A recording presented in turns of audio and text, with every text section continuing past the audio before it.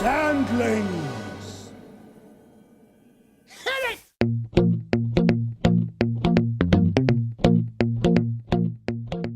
In your dreams. After going through most of the entire year, Netflix is ready to release what they hope will be the biggest animated film of 2025. Now, I understand if some of you are confused by my sentence and may be asking, didn't Netflix already release K-pop Demon Hunters and that went on to become not just their biggest animated film of the year, but also the biggest movie on the platform yet? Well, you're technically right, but Netflix seriously underestimated how much of a phenomenon it became. They did not expect it to get that level of success. If they had placed their bets at the start of 2025 on which of their animated features at the time would be their big winner, it would be on In Your Dreams. And if you want proof to how much faith the company had in this, then just look at the attention that the movie got from the marketing, receiving 2 trailers prior to its release, a whole press event at the start of the summer, a Baloney Tony plush that was sent to many movie critics and film journalists, and a limited theatrical release before it came out on streaming. Keep in mind that most Netflix features are lucky if they ever get any form of attention beyond just a trailer that would come out weeks, sometimes days before they get released on the platform. The fact that they've been building up hype for this picture means that they believe that they got something special here. But just because the company thinks that this is a big deal, that doesn't necessarily mean that the picture will agree and just buy into it. There is still one more crucial test to ultimately prove its worth, and that's to check out the movie ourselves and experience firsthand what all this hype has led up to. So now that we're entering the Sandman's world, will the magic of this movie feel like a dream come true? Or is this movie like the toy giraffe where it's just full of baloney? Let's find out. The story. The Land of Dreams has always been a popular destination in pop culture, especially with cartoons where they had their fair share of visits going as far back as the medium's beginnings with Winsor McCay's Little Nemo.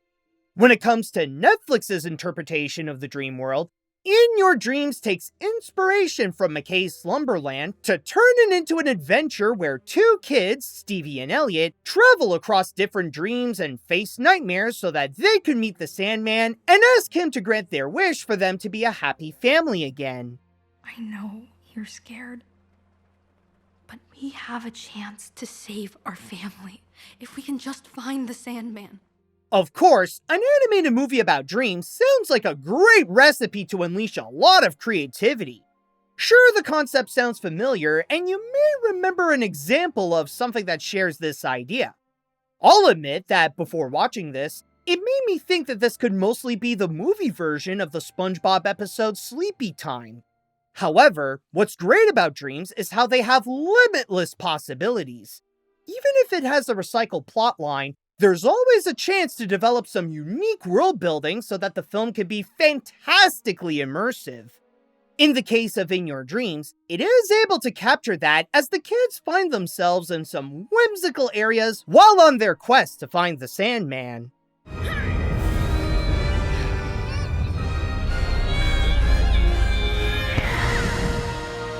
The only catch is that it is rare for it to slow down so that it could take the time to actually be in those dream worlds. One criticism that I have with the feature is that its running time is its own detriment. Without the credits, the movie is just under 80 minutes, and from my experience, I felt the feature was going by quickly as the storytelling was rushing its way to get to the Sandman. I'll give it that the movie does have a solid concept with its themes of dreams and family, and I wanted to spend more time to watch the different worlds that the characters travel to, along with seeing them grow as they learn more about what they mean to each other. It had a chance to make a strong impact with its ideas if it was able to develop them further. But as is, it only has time to deliver a taste of what it could truly be, leaving a lot of potential to be left in montages or short scenes that rapidly come and go.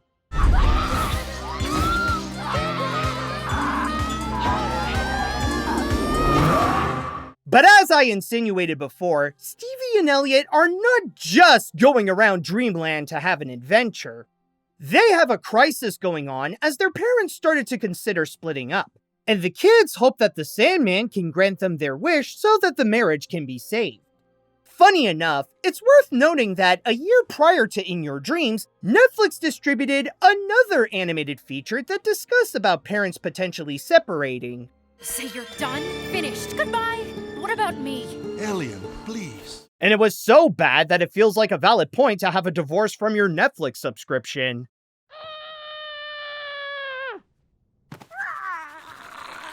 But when it comes to In Your Dreams, it's safe to say that it handled that theme much better than Spellbound did. I'll even add that it's one of the film's strongest elements. While its selling point is the flights of fantasy, about half of the story gets more down to earth with Stevie's emotional struggle of facing her family possibly breaking up. It serves as the heart of the picture to have the viewer connect with the protagonist, and it's a great contrast to the dreams by delivering some drama that feels real. When the worlds themselves are not enough, it's the family factor that helps make the feature engaging to see Stevie go on this magical adventure to be happy with her loved ones again. Do you think this is really gonna work? It has to. But just like before, this also comes with a catch. As a mainstream animated feature, it can't always be serious and dramatic. It still has to be entertaining as a family film. Listen, I understand that this needs to also be enjoyable for children, especially when they are the prime target audience. I have no problem that this has to be a kids' movie. My issue is how it partly comes out feeling like a bland kids' movie. It's like that aspect was treated like an afterthought, where those elements are filled with the tiringly common tropes that are found in family films. They feel less like they're a genuine part of the feature, and more like a mandatory inclusion for the sake of making itself more marketable. And at that point, the picture loses its sense of originality and makes it feel like you're watching just another kids flick. So, you seen good movies lately? Anybody see any good movies? That's why I never felt fully immersed with this, because there are times when the family-friendly requirement takes away from the experience. Like how the climax feels like it could get a bit out of hand as it crafts the conclusion, and the comedy is mediocre at best. Maybe a few gags were not bad, but when it tries to be funny, rather it be with the dreams or with characters like Elliot and Baloney Tony, the humor generally falls flat because they were not handled with the same care as the more serious scenes. Open the notes, Stevie. Stevie will say, "Why do you have to be so..." Okay, we're done here. Ta-da! There is a great idea that can be found in this movie. It's got the right setup for some very imaginative world building, and the heart is strong to present the hardships of being a kid whose parents are at the brink of divorce. However, with its short running time, weak comedy, and its requirement to be a kids' film, it takes away so much from the experience where it can only release a part of its potential. The story did have me come out wanting more, but that's because it didn't have enough of what could have made this great. The animation. While the writing can be as complicated as the relationship of Stevie and Elliot's parents, the animation looks like a dream. As this is another collaboration between Netflix Animation and Sony Pictures Imageworks, the team went extra to make the worlds in the feature feel grand and have that element of magic to make the dreams feel special. A big part that makes the visuals work is the contrast between reality and the fantasy that highlights the narrative and the characters in their own way. In the real world with Stevie and Elliot, their home is presented as a relatable mess. It's cluttered in different ways to highlight what the family used to be, how Stevie keeps herself organized, or how Elliot couldn't care less about responsibilities. Yet the problem that they face is the kind that contrasts how they live, which provides the context to how the possible breakup is heartbreaking when knowing about the family's dynamic and history. As imperfect as they can be, there is a fear that it could all be torn apart.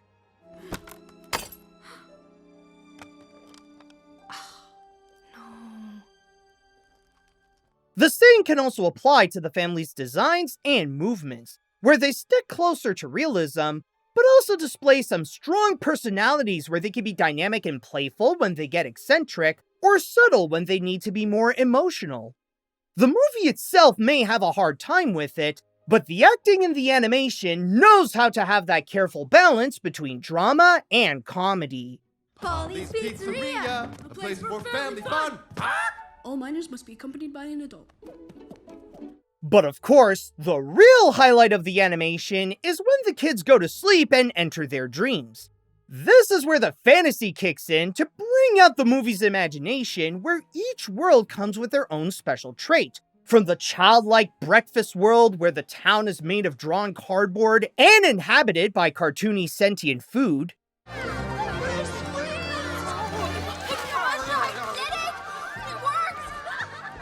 to the colorful It's a Small World parody where they ride on beds in a sea of balls,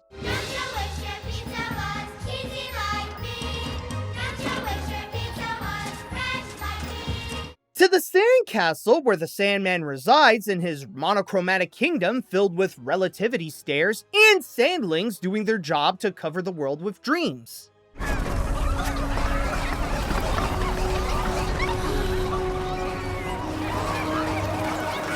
At the same time, they also come with some great effects that show off more of what these places can do. Like the breakfast world becomes a nightmare where the food turns into zombies with mold around them, and the sandcastle puts emphasis on the effects and the textures with how everything is made of sand. Not to mention all the high-flying moments when Stevie and Elliot soar on their bed as it comes to life.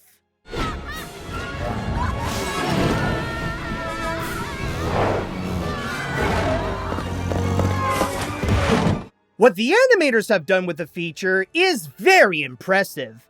They are the main reason as to why, when we are in the dream world, they feel like they bring audiences into these magical areas and have them go along for the ride with the kids. But at this point, you may be wondering, where else did they go? I mean, with a movie that's all about traveling across dreams, there's gotta be more different areas where they find themselves in, right? Well, technically, there should be, but this is where the running time returns to cause more problems. As great as the visuals are, the film's imagination does have a limit. I'll even say that SpongeBob Sleepy Time has more variety of dreams in its 11 minutes than the entirety of In Your Dreams, because those 3 places I mentioned, other than the real world, are the only prominent locations featured.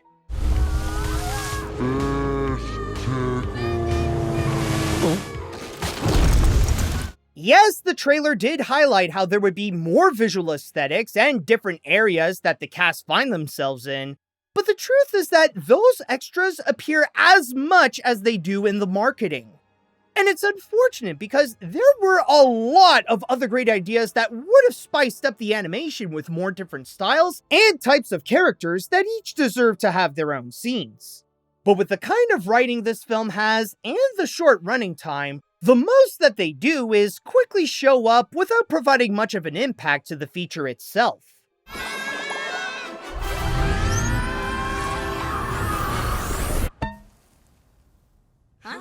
However, this is only a minor complaint compared to the overall work that was done.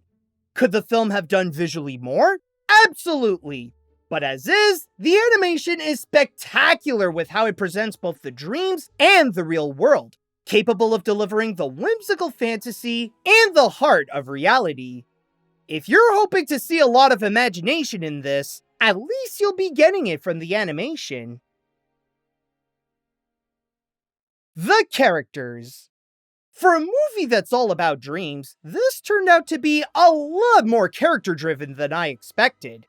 But considering how its emotional core is among the movie's better aspects, this turned out to be a benefit and provided a lot of charm to the characters.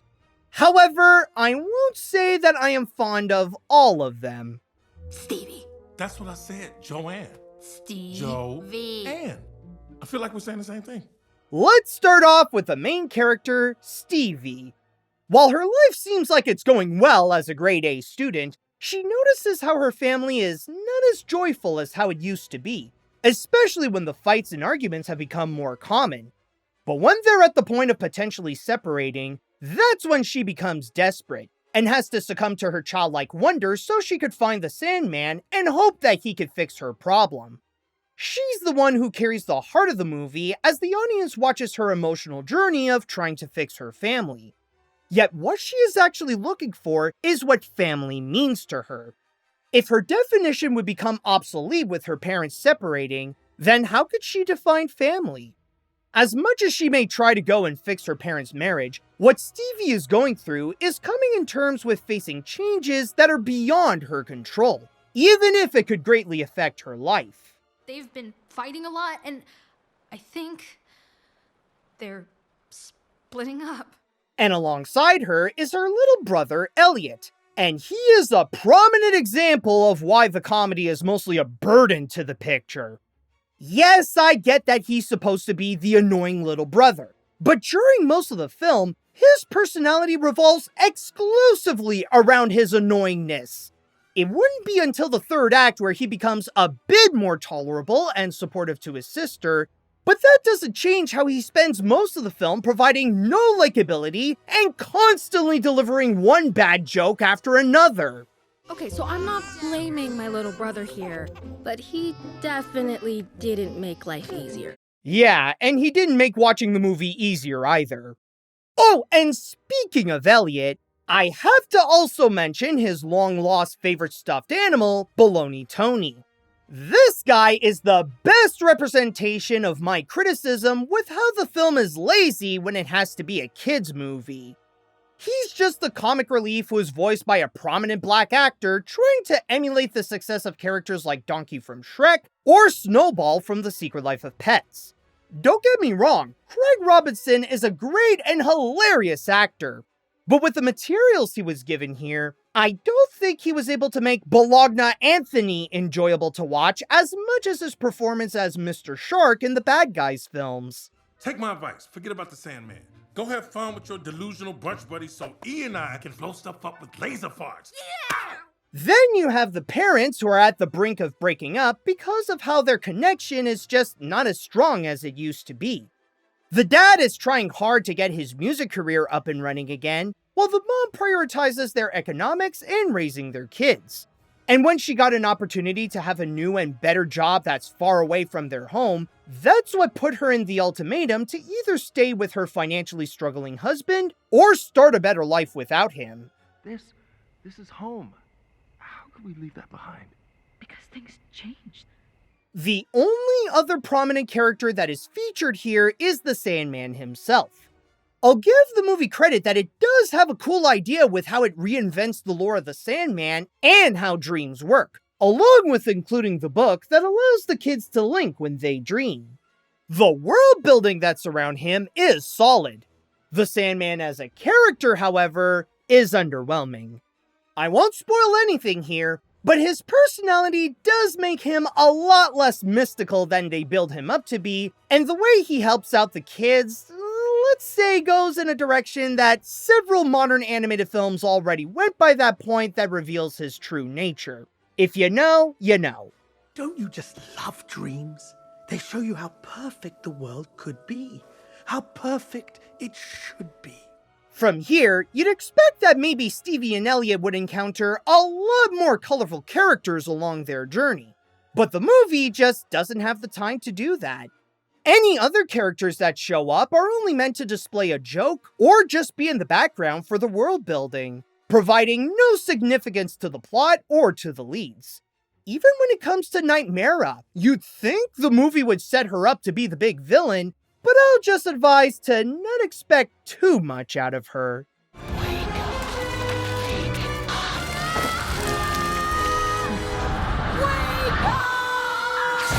Despite their experience across the dreams, these are not the best characters to travel with.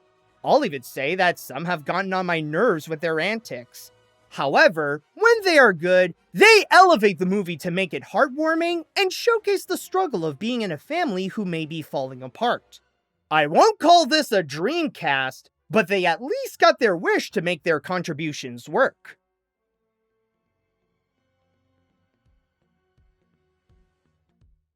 Honestly, I didn't have high expectations when getting into this, especially when the trailers didn't sell me that this would be good, but it did turn out to be a bit better than I thought.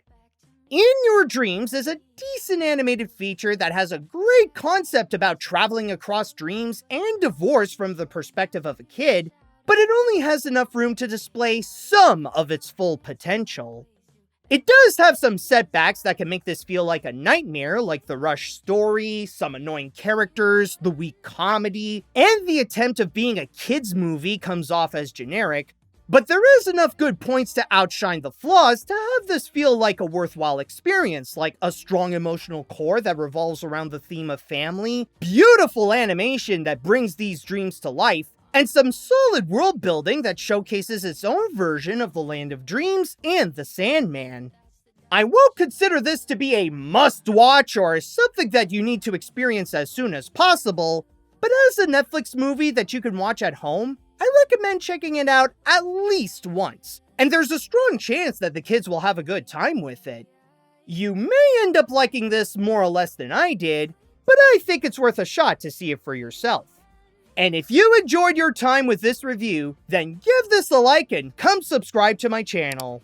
You can also support me on my Patreon and get some awesome rewards that feel like a dream come true. I won't say that this is Netflix's animated big deal like how they made it out to be, but it did provide an experience that felt somewhat of a pleasant dream.